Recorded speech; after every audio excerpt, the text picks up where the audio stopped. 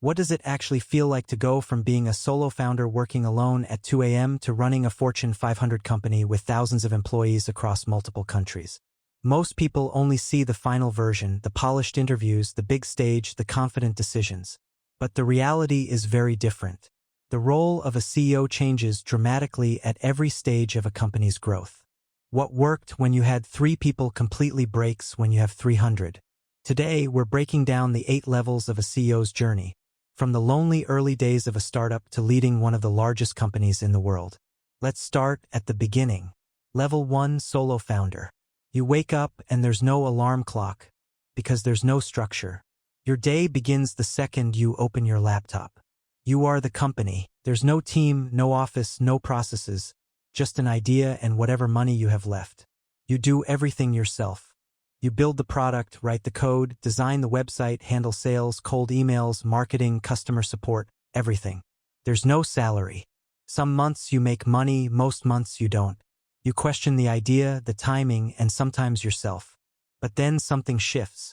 The first time someone actually pays you, not just gives feedback, but real money, that's the moment the idea stops being just an idea. It becomes a real business. Level 2, small startup CEO. You're no longer alone. You now have a small team, maybe 2 to 5 people who believed in the idea early. Now you're responsible for other people's salaries and expectations. Revenue starts coming in, but it's inconsistent. Cash flow becomes your biggest worry. You're still doing a lot of the work yourself, but now you're also managing people, assigning tasks, and stepping in when things break. Mistakes start costing more. A bad hire or a missed opportunity hurts the whole company. You realize something important. The idea is no longer the biggest risk. Execution is. Level 3, growing startup CEO. Your team has grown to 15 to 40 people. There are roles and early departments forming. Revenue is more consistent, and for the first time, outside investors show up. Now you're not just building a product, you're building on a timeline with expectations and targets. Your role shifts from doing the work to managing the people who do the work. You run meetings instead of writing code. Letting go becomes necessary, even when it's uncomfortable. Level 4, established company CEO. Your company now has 50+ employees. There are real departments and leaders for different functions. The business is stable. Revenue is predictable.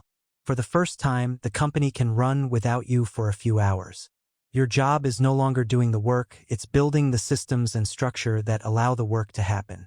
Processes replace improvisation. You start hiring leaders instead of just employees. Level 5, mid-size company CEO.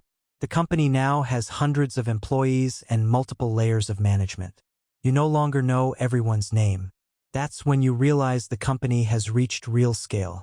Growth is no longer about survival. It's about expansion into new markets and products. Your decisions now affect hundreds of people at once. You manage directors and VPs, not individual contributors. Communication becomes harder, so you rely more on data, reports, and systems. Level 6, large company CEO. The company is now operating nationally, sometimes internationally. There are thousands of employees and entire divisions with their own leadership. Your role is now almost entirely strategic. You decide direction, capital allocation, and major moves. Execution happens far below you. Competition gets serious, you're no longer competing with small startups. Mistakes are much more expensive and visibility increases. The company is no longer just a business, it's becoming an institution. Level 7, corporate CEO, pre-Fortune 500. The company is now large enough that its performance is watched by investors, analysts, and media. If it's public, or close to it, quarterly results matter publicly. You no longer answer only to the company, you answer to a board, shareholders, and external expectations. Managing perception becomes part of the job. Every statement and decision is analyzed. The margin for error gets smaller because mistakes are now visible to the outside world. Level 8, Fortune 500 CEO. You're now leading one of the largest companies in the world. The company operates in multiple countries with tens of thousands of employees.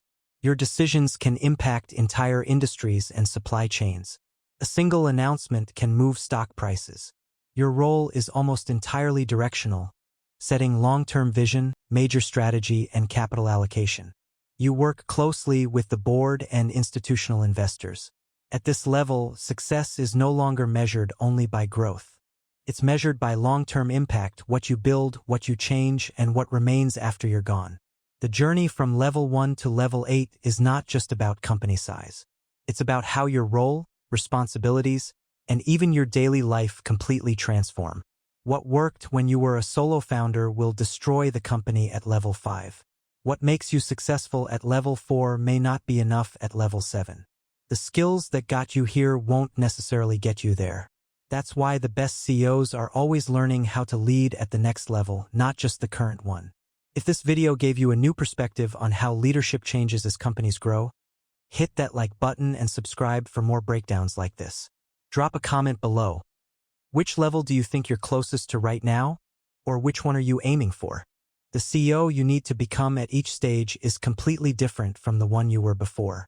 And the sooner you understand that, the better prepared you'll be. I'll see you in the next one.